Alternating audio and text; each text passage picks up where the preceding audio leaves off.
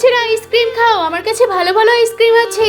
আরে তুই তুই আবার এখানে আইসক্রিম বিক্রি করছিস? ঠিক আছে, আমাকেও একটা আইসক্রিম খাওয়া। হ্যাঁ হ্যাঁ দিচ্ছি, তুই দাঁড়া, এক্ষুনি আইসক্রিম দিচ্ছি। এই নে, তোকে একটা স্পেশাল কর্নেটও দিলাম। আমি আইসক্রিম বিক্রি করে বলে আমাকে খুব ছোট করে কথা বলেছে, তাই না? এবার আমিও দেখাবো মজা। এই বাচ্চারা, তোমরা এখানে কি করছো? যাও যাও যাও, নিজেদের মতো বাড়ি চলে যাও।